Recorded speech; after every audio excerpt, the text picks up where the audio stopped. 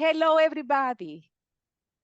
We are welcoming you. Good morning, good afternoon, good evening. I don't want to say good night because I hope nobody's going to sleep, okay? But we just want to say welcome everyone to today's webinar. We're so grateful that you're joining us today. Again, thank you for letting us know where you're joining us from. That's always a lot of fun to see people globally, right? So we are delighted to welcome you to our webinar today titled Best Business Practices for Freelancers. Ladies and gentlemen, the do's and the don'ts. So that's going to be a very, very good one, right? Again, my name is Analia, and I am the manager of training and curriculum here at Cross Cultural Communications, the largest international training agency for community, educational, and medical interpreting. I will be your host for today's 1 hour session. Also, with us today behind the scenes, but let me tell you, this wouldn't be running without him, is my colleague, Andrew Hall, cross-cultural communications publications manager. And he will be managing the chat and provide useful information throughout the webinar. So I really appreciate Andrew's help. Also, let's see. Before we begin, just a few things as we wait everybody to join us. Wonderful. I see people are coming in. Just a few updates here from the CC side, right? Just want to remind people that registration is open for our upcoming fall TCI TOT. The training of trainer licenses interpreters to deliver the Community Interpreter International Program. The fall cohort is just around the corner. It's October 30th. If you have ever considered becoming a trainer, the TOT is the most trusted and comprehensive entry-level program in the field, the Community Interpreter International. So, hey, just consider attending this online training for trainers and learn how to lead your own sessions of our national, the only national 40-hour licensed certificate program for community, educational, and medical interpreting. This international TOT has licensed over 400 trainers across the US and globally to deliver the TCII. Okay, so Andrew will be posting that link. Now, next, the Remote Interpreter, an international textbook, Volume 1, Foundations in Remote Interpreting, was published in July, just 2 months ago. At 676 pages, it is the first comprehensive textbook on remote interpreting in the field, written for individuals and organizations training and working anywhere in the world.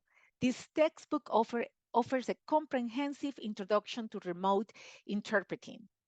Now, this is drawing on the expertise and experience of 7 authors. This is amazing, who work in a wide variety of roles and disciplinary settings.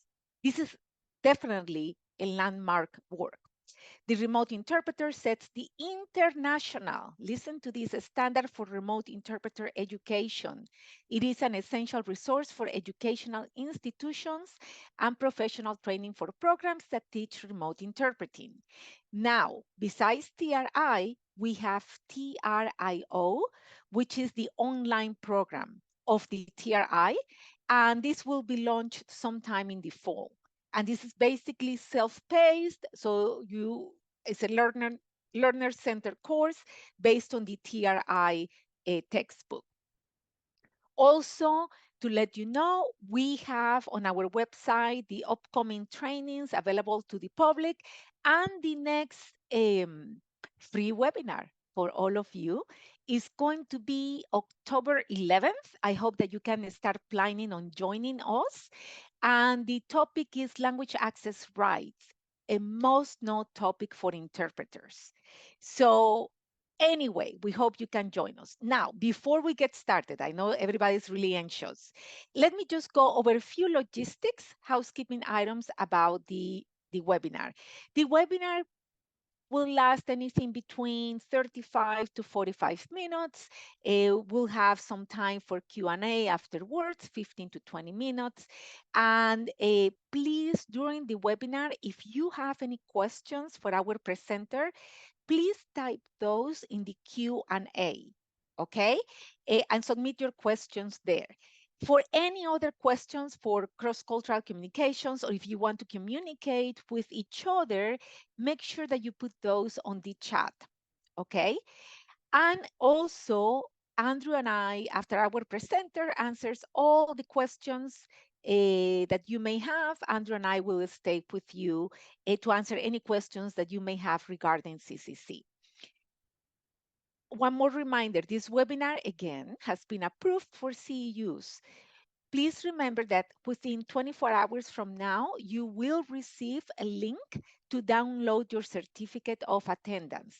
This will go to the same email that you used for registering to this webinar. Please check your junk folder, your spam folder, but definitely you're getting it within 24 hours. Okay, now I would like to welcome my friend. I can call her my friend, Diana. Diana, please join us in. Wonderful. Let me tell you a little bit about Diana.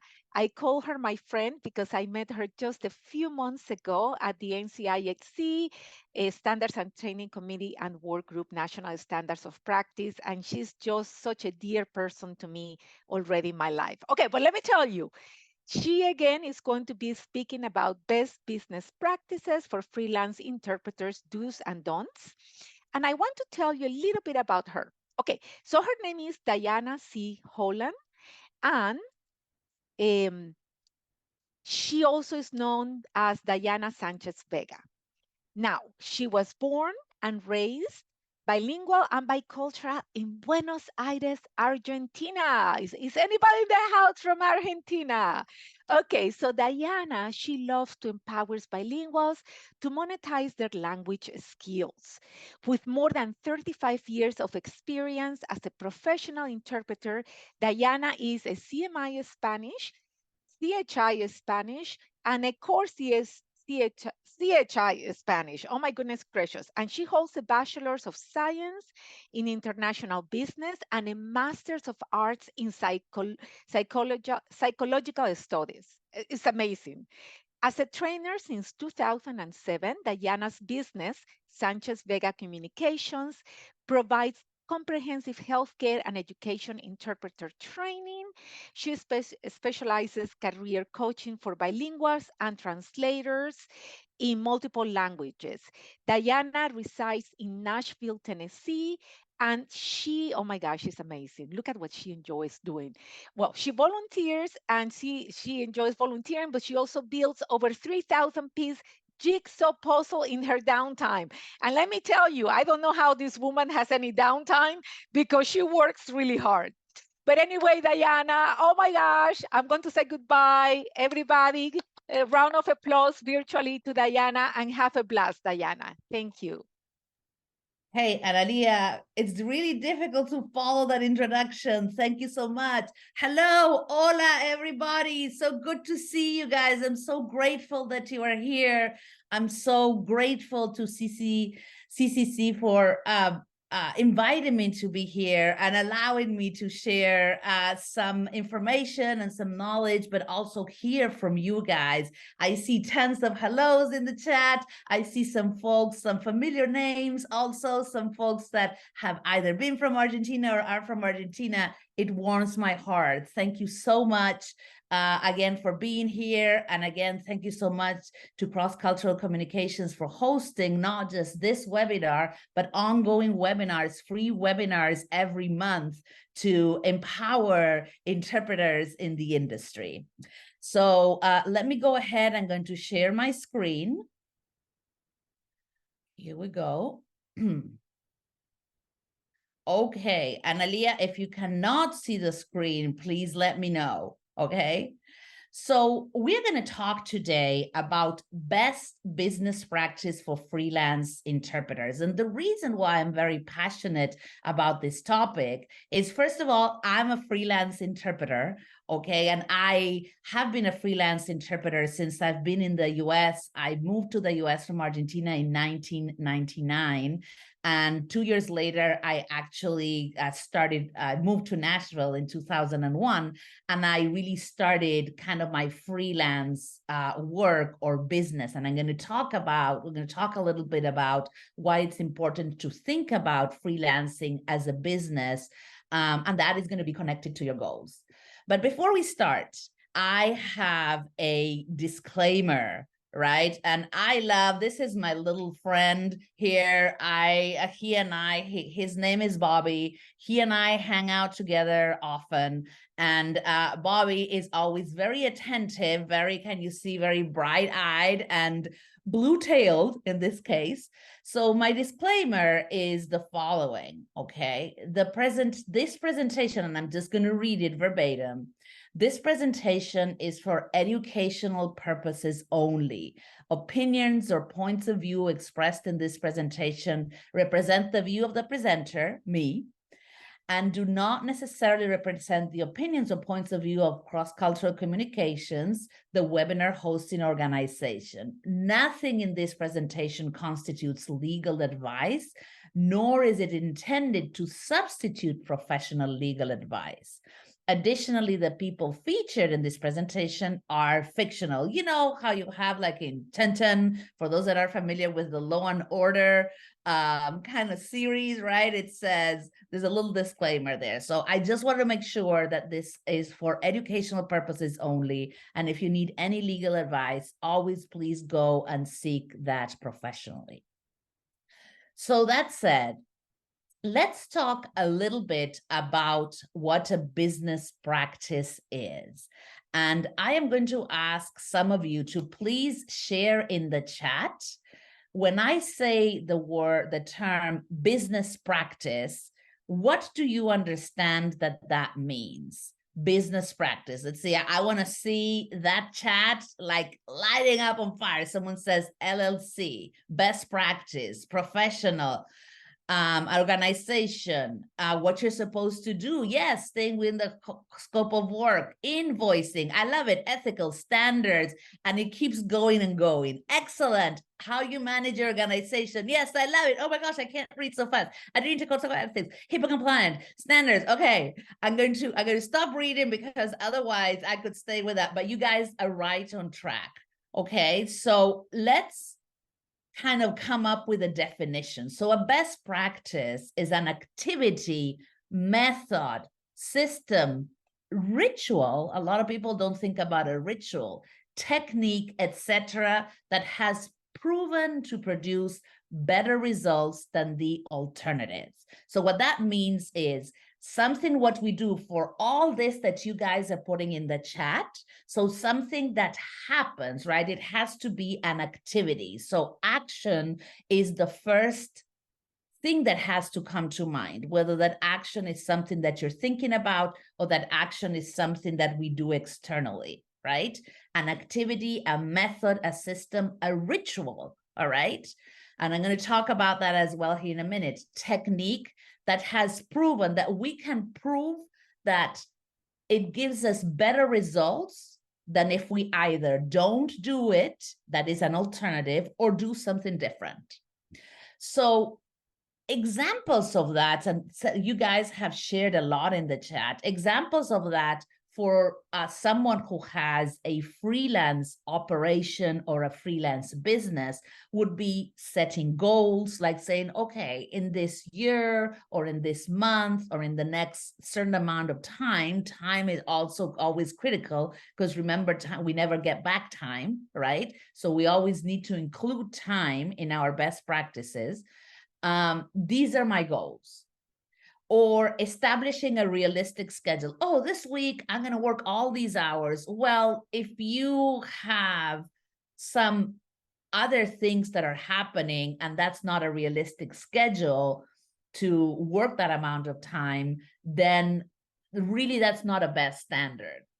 and writing down your to-dos. I see someone here is saying planning for the week. Absolutely. Planning for the week, knowing that life happens, but trying to stick as much as we can to that plan. That plan gives us a framework. All right. So let's talk about why best practices are important. So you all told me what you understand about best practices. I shared something, but now let's talk about why best practices are important. And best practices are important because they help us be successful. But the first thing we have to think about, even before we're thinking about what type of best practices we're going to put in place, is the foundation. Yeah, someone said the foundation. Exactly. Foundation is essential because without a solid foundation, our interpreting business, our freelance work can collapse anytime. Because interpreting, especially community interpreting, medical interpreting, education interpreting, social services interpreting, some folks consider business interpreting as part, like interpreting for business meetings, as part of community interpreting. Event interpreting is another thing. I don't know if you guys heard, but it's becoming more and more popular to have weddings interpreted, right? So all those many times are done either as a side activity, like as a gig. If you guys are familiar with that term, GIG, a gig, right? We've heard about the gig economy. And so because they're done that way, because it happens, oh, do you speak Arabic? I have this, and can you interpret or do this? It's it may be approached in a very informal way. And so we can tend to do the transaction part of that interpreting work informally as well. So just like playing a game of cards, right? So if we start building the foundation, right, as a game of cards, we are actually going to be dealt a hand as if we're playing a game of cards without it being solid. So the opportunities to interpret are exciting, but we also have to have an opportunity to build a solid foundation. And if we don't think of this as a solid, as something that is work that is formal, then we are going to have like what we see on the screen. We're going to build a house of cards that foundation can collapse anytime, versus building a house made of bricks that is solid, right? And so as freelancers, we are our own bosses, right? And so being our own boss comes with the joys, right, of managing your own schedule and working what you want and, using your style to interpret. But it also comes with the responsibilities, doing all that stuff that when we have a boss is kind of separate, all the paperwork. We were talking earlier with Analia and Andrew a little bit about, all the paperwork, all the logistics, all the administrative, all those other things that we always have to do that are not just the act of interpreting itself.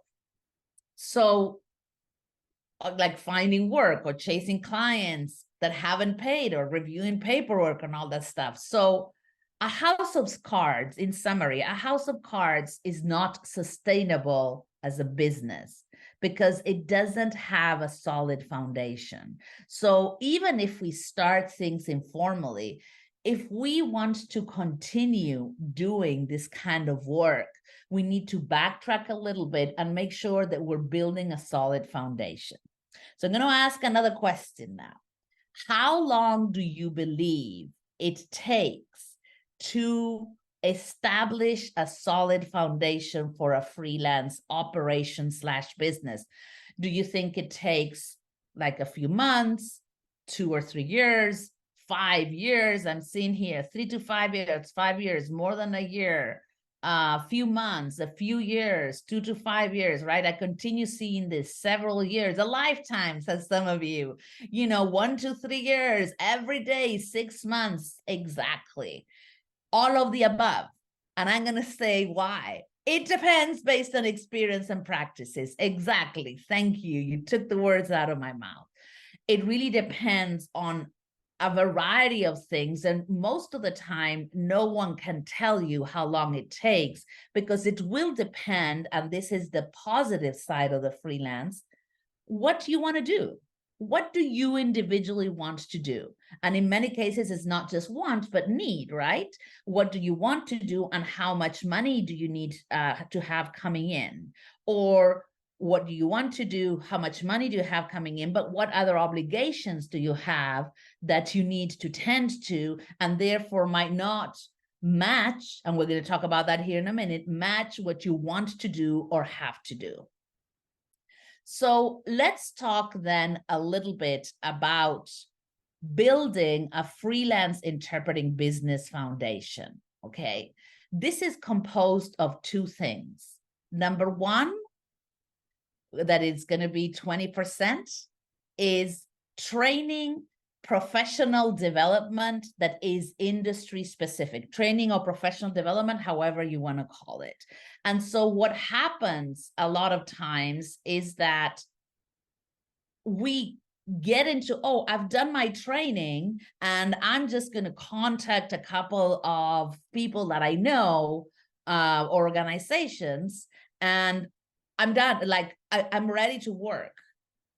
And that usually the training or professional development, which is foundational and has to happen before you go out to get work, right? Here we have Analia was sharing about lots of training and professional development opportunities, right? That has to happen, but that really constitutes only 20% of a freelance interpreting business foundation. And one would say, what? I invested all that time and, and also money. And now what am I going to do? Well, the truth is that's kind of the starting point. And I reiterate this, that's the starting point.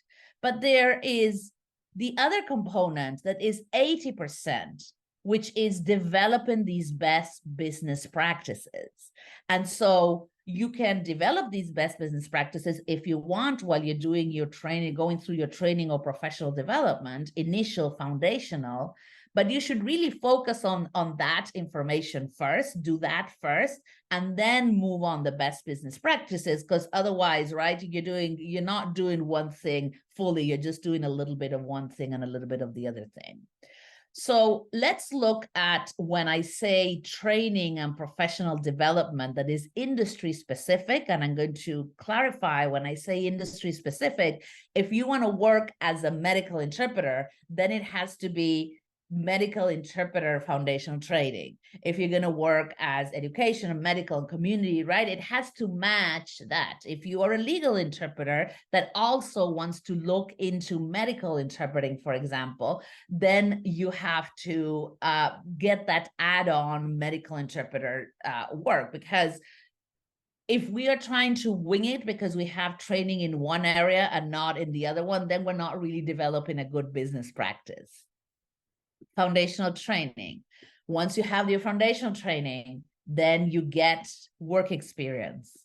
And then I encourage everyone that if there is a certification in your industry, in your specific industry, in your sector, get that certification, because the world is moving towards, I want to say the world, let me take that back. I'm talking about the US. I know we have a lot of people from abroad, but maybe that you guys are working in the US. I don't have information about other countries, but in the US, things are moving towards certification. What that means is that at some point, we will only be required, I mean, those that work as freelancers will have to be certified. And I'm saying this because of the trends that have happened over the last 5 to 10 years, right? And then after you get certification, more work experience. As you can see, work experience is highlighted in red because it goes together with that professional development. And then continuing education, right? After you have that work experience. And then more work experience. So the work experience is ongoing, but you need to continue what we call upskilling. You need to continue upskilling yourself We don't have to think about continuing education as something like, oh, I need to get these continuing education things, right? It's something that you should be proud and excited about because you are moving further up. And we're going to talk about, as you move further up, how you should be asking for the money to follow that. So let's talk about the best business practice side. So the first thing is you have to set up a structure. And I'm going to go through each of these best business practices one by one in more detail. So right now I'm just listing them. You have to set up a structure. You have to find compatible work. And I will explain here in a minute what compatible means in this sense. You have to negotiate the work you found, okay? Negotiate. How do you negotiate? Be proud of the work you do. Be accountable, but also proud. So make sure you negotiate. Keep the work you found. So you negotiate, you work hard, you train hard, you start getting work experience, right? You negotiate that work, and then you need to keep it, because then it doesn't end in the negotiation, right? You need to keep that work. We're going to talk about ways to do that. And then you need to update your structure, right? Stuff happens. Actually, when the pandemic hit, I was mostly a trainer that I would do on-site training only, right? Go to places in brick and mortar buildings. And then pandemic, right? Everything went remote. And so I had to, the famous pivot, right? Move around, right? Had to pivot to do the training, continue doing the training. And actually it was CCC who saved me, right? I took the first or the second how to deliver training via Zoom that Marjorie Bancroft and CCC was delivering. So look at the value that this organization brings to you, right? So I had to update my structure. And then repeat 2 to 5. I always say, one of the best marketing phrases in all of the world, I think, this is just my opinion, I think is when we look at a bottle of shampoo and it says, wash, rinse, repeat, right? They're giving us instructions to use more of their product. And so we have to buy more. How smart those marketing persons were. You should be as smart as them, right? So once you set up your structure, then you find compatible work, negotiate the work, keep the work, update your structure, and then go. You continue finding compatible work because you're freelancers and things can start or end, okay?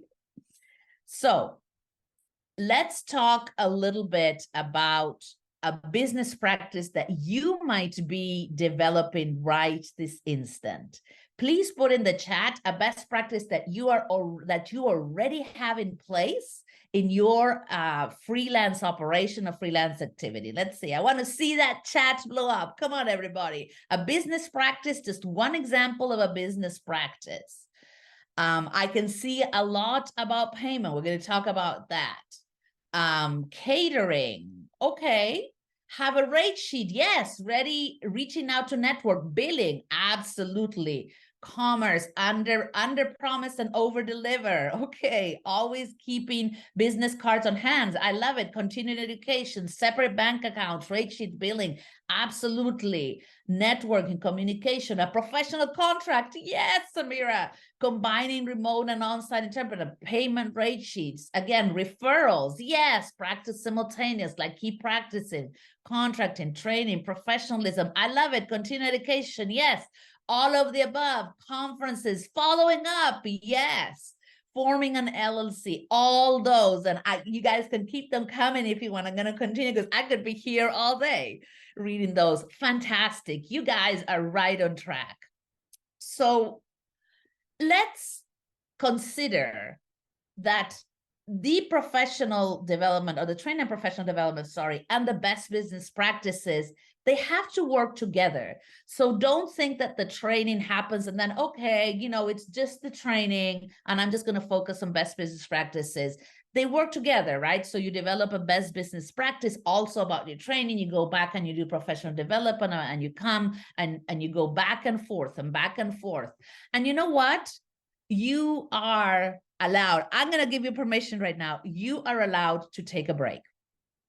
If it's overwhelming, all this stuff that you should be doing, you're allowed to take a break. So if you feel like you're not able to figure this out, just back off a little bit and take a break. But come back, right? Don't take a break forever. All right, so I'm going to go now one by one, but some of you have already, with the responses you have provided, you have already given most of the answers for this. So I'm going to go one by one regarding what those best business practices. You see, I'm even tongue-tied. Those best business practices, just so that you guys have them and we're kind of checking the boxes. So again, the very first thing you have to do, and this might seem like, oh, that's kind of odd, is ask for support and discuss with those in your immediate circle that you are either, if you're starting work as a freelancer, or if you want to grow it, or if you want to continue your work as a freelancer.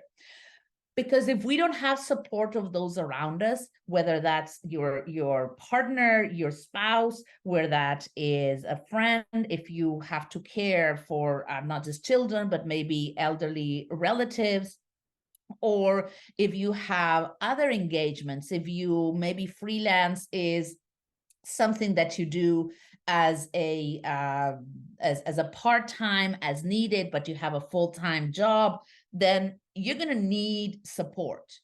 And support doesn't mean that you have to go and look like for a support group or anything else. It's basically informing. The communication piece is critical, is informing those around you. Hey, I'm getting ready to start freelance, or I'm getting ready to increase my amount of freelance work, or I'm getting ready to change my structure. And so this stuff that I was doing before, there's going to be a period of time that I'm not going to be able to do it. So can you help me out with this? Can you help me out with that? Please, please, please don't try to be Superman and Wonder Woman. There's a reason why those are fictional, right? It's because it doesn't exist. So I have sometimes coming to my trainings, people say, well, I'm trying to do all these things. And I'm like, why? Why are you not asking for help and support? When you get those around you from your intimate circle, from your those that are super close to you, right, that love you and that care for you, really help you out, they feel like they're part of that, and you will get more of a buy-in in your success. So please do that.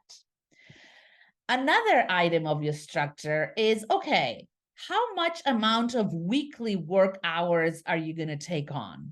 This has to be life compatible. I am a big proponent of work-life balance. Work needs to fit in our life, and life needs to fit in our work life. I mean, our personal life has to fit in our work life. So if we are not matching those two, you can send your resumes and reach out to 150,000 agencies.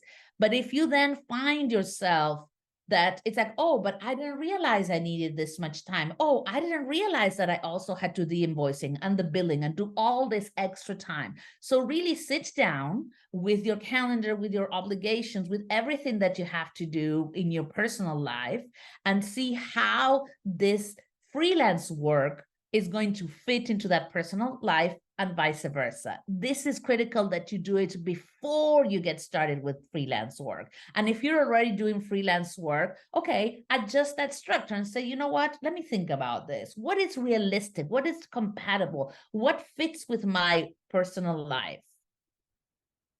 The type of interpreting that you're going to do. We kind of discussed this. Are you going to do medical, school, legal? There might be another type of interpreting that you have not thought of, that maybe a client or an agency says, hey, are you able to do that? So again, sit down and think what your options are. Modes of interpreting, right? So mostly we're talking about consecutive and simultaneous, right? I know slight translation should kind of be there as well, but mostly consecutive and simultaneous. So if you are able, so find out what is needed for both if that was not part of your training, which it usually is. I know certainly CCC has that. So are you able to do consecutive? Are you able to do simultaneous? Do you like to do consecutive? Do you like to do simultaneous, right? Because if you don't like to do some type of interpreting, try to stay away from it. Find something else that you like to do, because when we are interpreting, our heads are so busy doing all the work that if on top of it we add that we're not liking what we're doing, then that becomes a problem for you and for those who are serving. Do you need a business license, right? Ask questions, find out. The internet is a beautiful place to do that. So go out there and look for it. And what do you need, right? I put this one at the bottom, but you have to be thinking about like your assets. What do you need? Are you just going to do remote? Okay, you need a really good internet connection. You need, if you're only going to do phone, then you need a phone that is working, that has enough reception that you can hear clearly. If you need a headset, if you have a variety of different items that you need, if you are going to do on-site interpreting mostly, or if you do a mix, well, and you actually travel to those places with your own personal transportation. And if you don't have your own personal transportation, okay, let me see what bus routes are. Let me decide what is the radius. So all those things you have to be thinking about. Next, documentation. Document. I'm sorry, did I say document? Oh, yes, document. Document everything. You go and you interpret. There's an issue. You document by sending an email. Send an email to the agency. Don't just leave it on a phone call. The email will say, as discussed, blah, blah, blah. Don't make it a novel. Sort of 4 or 5 lines of what transpired, what happened. Keep that email. Document. And Nadia is so excited about this. We talked about equipment and tools just now. It's part of your assets. And other things that are part of your assets are your support network. If you need childcare, if you don't have your own transportation and you're going to borrow transportation, like a car from someone, is that reliable? What if you're asking for a favor? What can you do in exchange? Can you bake them a cake? Can you bring them cookies? Can you maybe do an exchange that in your free time you can care for their kids? Come up with this before, ahead of time. And document, write it down, okay? There's a pen and paper, write it down. All right, moving on. Find compatible work. The work has to match your lifestyle. I repeat, and your availability and your needs, right? Your financial needs. So if you are going to go out to look for work and working for $20 an hour doesn't cut it, look for other work. You might do that while you're looking for other work, but be very clear. It's about mindset. Be very clear. So what finding compatible work means, it has to work with your structure lifestyle. It has to work with your skills. Don't say you can do simultaneous if you are not trained in simultaneous. It has to work with your interests. If you don't like to do consecutive, don't do consecutive. Listen, folks, language skills are becoming the #1 skill that organizations worldwide are looking for. So there are other ways to monetize your language skills if it's not by interpreting. Seek those out. It has to work with your availability. It has to work with your availability. If you don't have time to work after a certain hours, then when the agency asks you, this is your part of accountability. When the agency asks you, oh, what is your availability? And you say anytime, don't make them waste their time. If you can only work 9 to 5, then say 9 to 5. Don't say other things just in case. Stand tall, right? Be assertive in that. And so if they give you something that you stated that it's not what you want or you need, you say, hasta la vista, baby. This is not the work you needed, right? You just, hey, I thought it was this what I needed. It's not. So professionally and kindly, you're not going to send them, right, the Terminator's image, right? But professionally and kindly, you're going to say, thank you so much, but no. Right? Professionally and kindness. Sayonara, baby, says someone here. Exactly. All right. Let's talk about, oops, I think I made a mistake. Hold on. Oh no, there we go. Negotiating your work. let's talk about negotiating your work. And when I say negotiating your work, it means what is the hourly rate that you want as freelancer? What is the minimum that you are willing to work for, right? Industry standard is that on-site minimums can be anywhere between an hour and a half and 2 hours. Remote can be 1 hour. I know there's many variations of that. I'm just giving an example here. Also, the mileage. Do you want mileage? Do you not want mileage? Find out what the IRS in the United States, what the IRS mileage round trip, what the IRS reimbursement rate is per mile. Currently, per mile in the US for 2023, that varies every year. It's 65.5 cents per mile, right? So, so if an agency comes and says, oh, we'll reimburse you 12 cents a mile, you're like, well, I go by the IRS mileage reimbursement rate, but you do your part. Your accountability, that mindset of accountability is really important. Also, the terms. Do you have a cancellation fee? When do you want to get paid? So if an agency says we pay in 45 days and you actually need someone to pay you every 2 to 3 weeks, then that might not be what works for you. Go and find out. There's like gazillion agencies out there. There's gazillion opportunities. The internet is a beautiful place. Like, how do you want to get paid? Do you want to get paid by check? Do you have availability of receiving electronic checks? Do you need insurance? Do you need errors and omissions insurance? So figure that stuff out. So I am going to ask you right now to raise your right hand, whether virtually or realistically, and pledge. I pledge not to do freelance interpreting work without first documented agreement on rates and terms.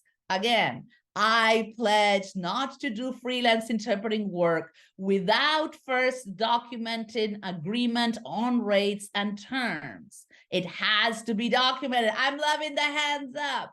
I have seen in interpreter Facebook groups, it's like, oh, I work for this agency and they haven't paid. And then others ask, okay, what does your agreement say? And the answer is, what agreement?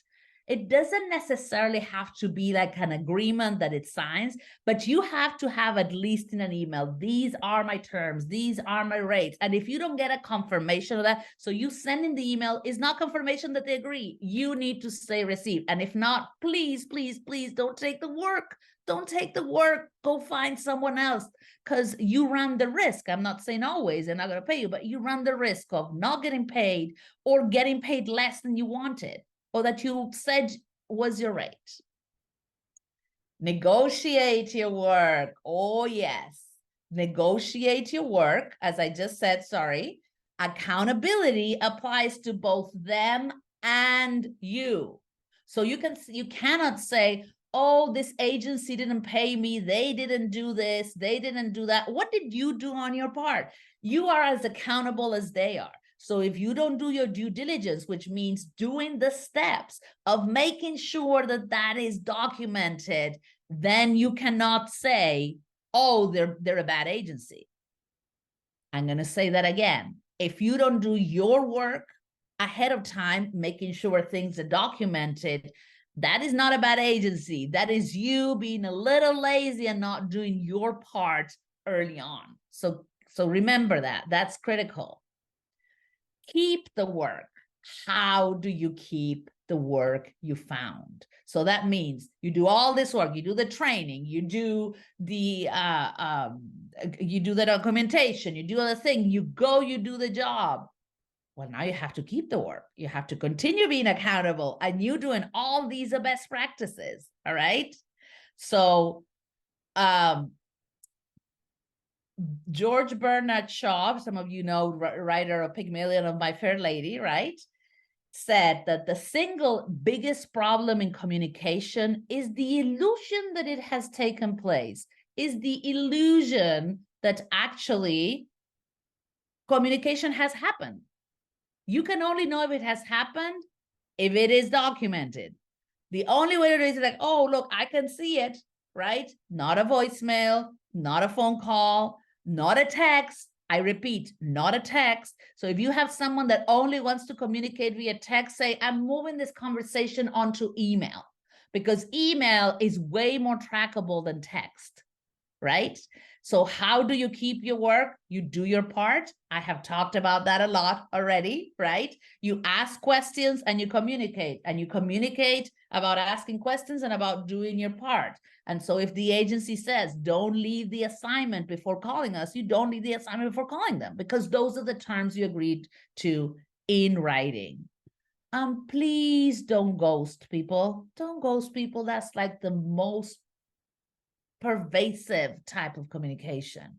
If someone who hired you is ghosting you, then you should have things in place that are documented of what happens when someone is not helping you out. All right. Update your structure. So I shared a little earlier about how updated you have to update your structure. Are there changes in your life? Have you, for example, suddenly now you are a parent and you were not a parent before. Suddenly you have to care for an elderly relative. You didn't have to do that before. So update, make sure that you have things in place to be updated. The new requirements, are there new requirements in the industry? Do I now need to provide something that before I didn't need to provide? Are there higher levels of credentials? I see a lot of conversation in the chat about the rates and the minimums and how much, certified folks get. How I encourage you not to pay much attention to that unless you are receiving information from your local area, or remote is a little different, right? But you can ask folks, peers, right? But make sure that you don't just go in because you asked one person. Ask several people. So I think it's great that we have this information going, making sure that it's something that applies to your area or your mode or your modality of interpreting, whether it's remote or on site, whether it's phone or video for remote. And then if you have moved, have you moved? So if you have moved, maybe if you were doing on-site work, like I'm in Tennessee, but I lived for 2.5 years between 2015 and 2017 in California. And rates in California are different than they were in Tennessee. Now in Tennessee, in Nashville, our standard of living has, because the city has grown so much that now the city is way more expensive. So we are starting to match the rates that we have seen in the West Coast. But so updating your structure is staying abreast, staying informed about all this information, okay? And again, as I said, repeat steps 2 to 5, find compatible work. Negotiate the work you found. This is like an ongoing activity. Keep the work you find, be accountable, do your part, update your structure, right? Very important. All these things are ongoing, and they are ongoing. So I'm going to stop the share right now. I have, this kind of is the end of my presentation. I have a few cases, but I'm going to leave those for you guys to think about when you get the material. I'd rather take questions now from the audience. Wow, thank you, Diana. That was so informative. I have learned a lot. But Cici, no worries. Analia is going to stay here. I'm not going to go as a freelancer. Okay, just have to say that. But anyway, my friend, I have several questions for you. So I'm glad that you are allocating some time, okay? So the first question that I have, it says, if you get hired for conference interpretation as a freelancer, are you supposed to provide the equipment? How do I make sure that the equipment will be provided? Excellent, fantastic question. I'm also a conference interpreter, so I feel your pain. I'm going to give you this answer initially. It depends. What did you negotiate in your terms?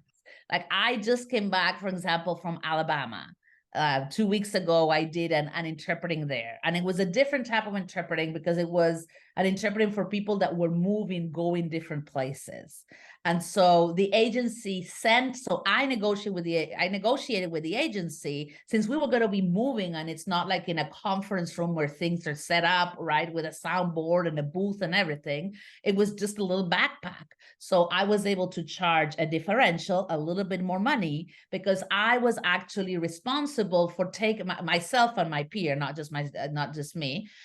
We were responsible for taking that equipment, right? And actually the client sent it to me by FedEx, right? We took around it and then I mailed it back. So that is out of my time having to do that. But I negotiated that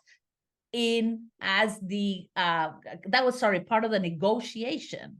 So if you do, this is my best practice. If I'm doing an interpretation in a fixed place, like in a conference room or stuff like that, I am not responsible for the equipment, because if I have to be worried about technology, there's a lot of variables that I am not in control of. If the Wi-Fi doesn't work, if the equipment is old, if the batteries run out, if the plug doesn't work.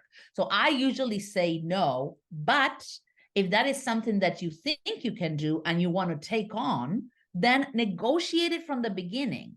And if you don't want to take on at all, you negotiate it from the beginning and you put the interpreter is not responsible for blah, blah, blah, blah, blah, blah, supplying the equipment. I have a standard clause that says that not only supplying, but not monitoring the equipment and not troubleshooting any connection issues. Wow, that was wonderful. Okay, I'll keep going because we do have several Yes, here, Diana. Okay, so here's the next question.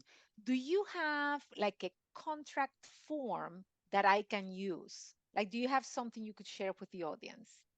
I can share. I'll have to look for it. I don't have a specific one, but here is what is wonderful. The internet is a wonderful one. I will be happy to send an Aliyah, right? And Aliyah, you remember, I'm making a little note here. Okay. What should be included in contracts? I don't provide training on that, but here's the thing. Look at the contracts of those hiring you. Look at what clauses are there that you believe apply to you.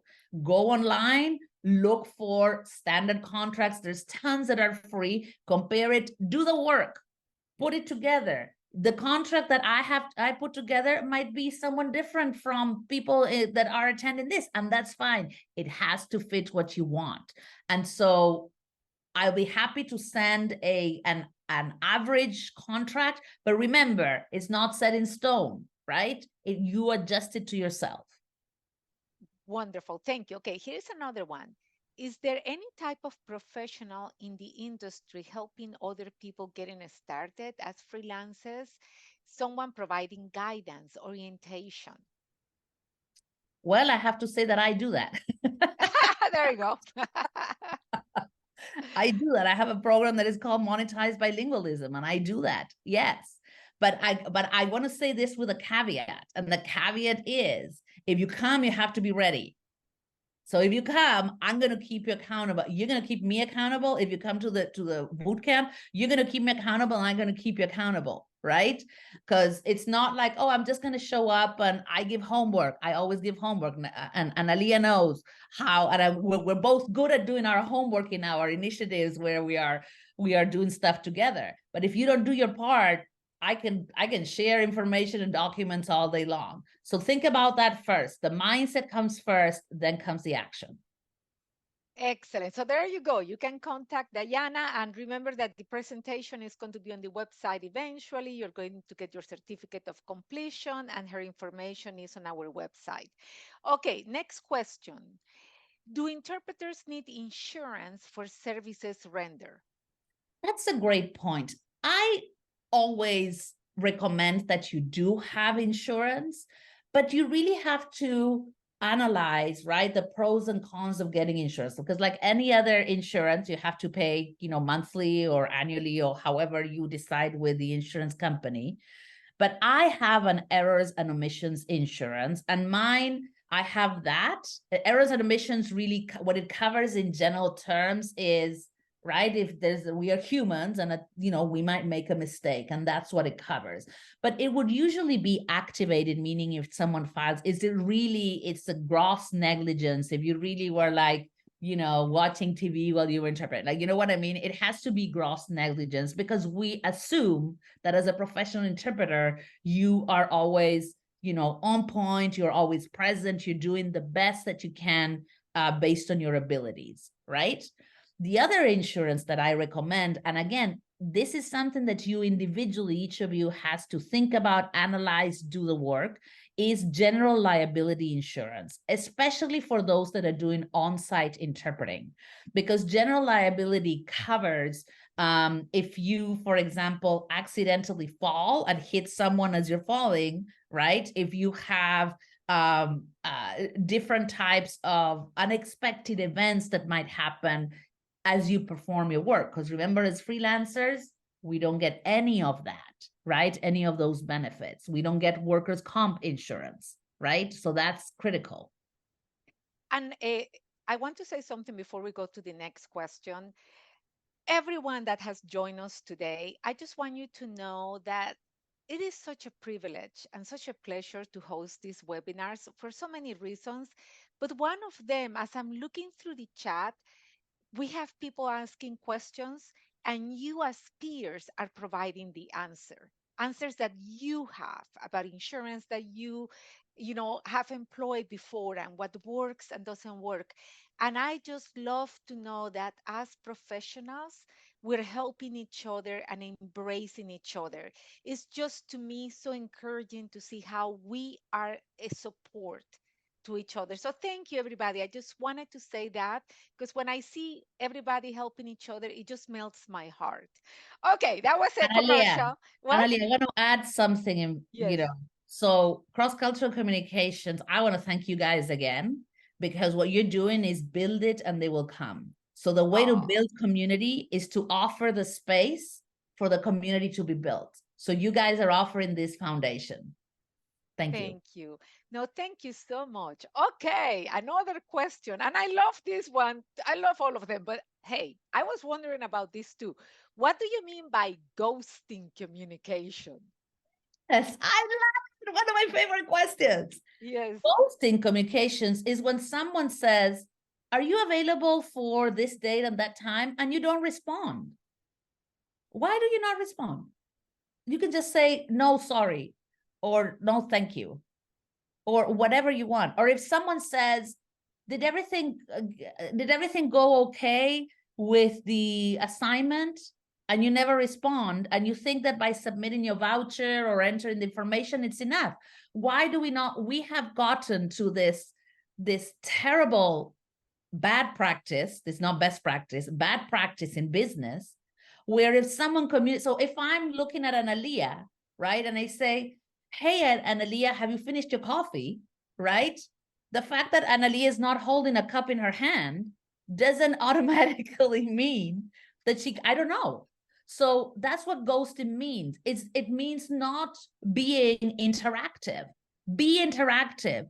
If you're not available for this assignment, that assignment, but you respond in time, I'm telling you, when a good assignment comes up, that agency is going to call you, because Yes. you do not ghost them. You are responsive. And I will echo that, because, ladies and gentlemen, everyone, I tell you, remember that you don't represent yourself only, you represent the community of the profession of interpreters. So when you don't reply, people start forming that idea. They are not professionals. They didn't even reply yes or no. And everything we do, it comes back to us. So please, yes, a reply, let them know. Okay, another question. We still have 1 more minute. How can I grow my business if I would like to focus on getting more legal translation work? Exactly. So there you start, how I said, first of all, think about all the things that I said for setting a structure. If you already have a structure in place, so the first thing you would do is what type of work do you want? Do you want to find direct clients, meaning not like an interpreting agency as a middle person? Or do you, that's the first question you have to ask yourself, or do you want to do it through a third party, an interpreting agency? And so you decide, and you're like, well, I want to try both. I can tell you direct clients usually take longer, what we call the sales cycle, from the moment you try to, you contact them and until you get an answer, unfortunately, it might take a while. And so if you want to do it through more, you're going to say, okay, let me start by agencies. The internet is a beautiful place. So we have two places. The internet, you Google. But the other thing that you are going to do, you can also use AI, ask ChatGPT, for example, the free version. That's one of the things that I have in my bootcamp. I teach you how to use the basic of AI. If you're not using artificial intelligence or are not getting friendly with it, this is the time to do it. Okay, this is the time to do it. So you seek agencies if you want to do more on-site. Usually legal is mostly in person, like on site rather than remote, although there are remote options. And so you decide that, and you have to have your tools ready. A brief introductory email, a resume, I'm talking about agency specifically, a resume that is tight and clear of what your skills are and why you are a great candidate, and then follow up, follow up, follow up. Wonderful. Okay, Diana, question for you. Do you have a couple of minutes more to answer a few more questions? Absolutely. Okay, okay. Now, for those that need to leave the webinar, I know we're a minute past the hour. Please feel free to go. You will receive your certificate of being here with your CEUs and all of that. So I don't want people to feel obligated to stay, but we're going to, for those that can stay a little bit longer, I'm just going to ask a few more questions. And for those that need to leave, thank you so much. Muchísimas gracias. I only speak two languages for joining us today. So here we'll Absolutely. continue with a few more questions for Diana. Let's see. When working on site for courts, do they provide equipment so that only the LEP hears the language needed? I'm not a legal interpreter. I mean, I do interpreting in the legal field, but it's usually depositions when it's like people are being asked questions formally. I don't do court interpreting, but I encourage you to ask about that through like your state administrative office of the courts. Go there and there's usually a contact person. And again, go on Facebook. I forgot to say this one before. Facebook has several Facebook groups, many Facebook groups of interpreters. So I don't know that there's in another platform. I don't think Instagram allows that, or I'm not sure if in WhatsApp there is, but Facebook certainly. So go and put, legal interpreter groups, and you can ask that question there. I'm not, that's not my area of expertise. Okay, well, thank you for that. See, if we don't know, we just say we don't know. Okay, so Diana, this question is just getting your opinion on this. What is the cancellation time you would suggest? For what? It doesn't say. I would imagine if the person has committed to an appointment as a freelancer and they need to cancel, what would that be in the contract like that Yes, and suggested? so I'm going to focus on community interpreting, medical schools, Okay. social services, etc. I know that there's some agencies out there that are not the most recommendable. So again, you have to first decide what works for you. 24-hour minimum, 24 business hours. So if someone cancels for a Monday appointment on a Sunday morning, that's not 24 business hours, because you lose the time, or you lose the opportunity. I'm sorry. It's a cost of opportunity of finding during regular business hours work to replace that. So 24 business hours. But remember, you also have to make sure that you stick to that as well. I had an agency once that I canceled a couple of appointments. It was within a 2 month period, with about 48 hours, and the other one like 3 days before, because it was just a difficult scheduling time in my life. And the agency came back and said, we're going to count these points against you. And I said, I'm doing the same thing. I'm keeping track of, because they had also canceled over that year. They had canceled like 4 or 5 appointments with about, more than 24 hours. But again, if you are expecting that from them, it has to be documented and it has to be something that works for you. I say 24 business hour minimum. And I know there's crazy agencies that say, oh, 4 hours or 3.5. Why do you work for that? Don't work for that agency. If it doesn't work for you, find someone else. Yes. No, thank you very much. And here comes the last question. Yes, ma'am. It says, what do you think about having a call from an LESP, which is language service provider, and they say, book that day, it is tentative. Then you get another call from another interpretation agency asking to book the same or almost the same day. Then if you get a confirmation, the other would be mad at you for dropping them. Right. So what have you done to make it clear that that doesn't work for you? Or does it work for you? Because for some people it works. Like I have some peers that say, oh, I don't care. I don't care when they pay me. I don't care. I just do this on the side. Okay, great.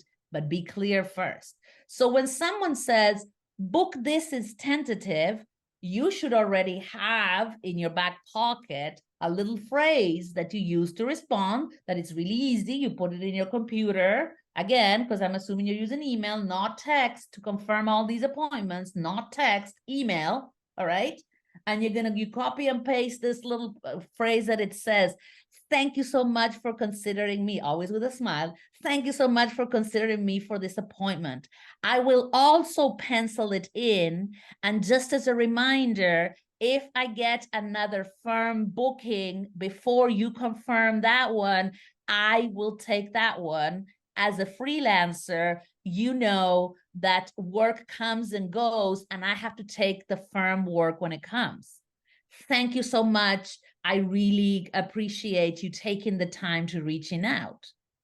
So if you Excellent. stand tall with your answer, right? Don't be mean, but be professional but assertive, and stick to that. I repeat, stick to that. If you're like, well, I'm not going to say anything because maybe, great. Then you're going to get a maybe. That's just how it is. Right. And also, I love that answer, Diana, because it creates a sense of urgency because you're a professional, you're working, your time is valuable, right? So if they want to secure you to provide this service, they need to let you know sooner than later. Okay. Everybody, thank you so much for your questions to Diana. Diana, again, thank you so much for joining us today, my friend. See you next week. I love Yes. to see you. And I think everybody has just been so enriched by what you have shared today. And so, again, thank you so much. And I do want to remind everybody you may go if you need to go. Andrew and I are going to stay here, even though he's a ghost, another type of ghost. He's not going to be on camera. But if you have any questions for Andrew and myself regarding CCC, we are going to hang out here for a few minutes, but everybody is welcome to go. Thank you, Diana, again Thank so you, much for joining everybody. us. Okay. Have a great one. And stand tall. Remember, you are That's right. professionals. Stick to that. Bye now. Thank you, Diana.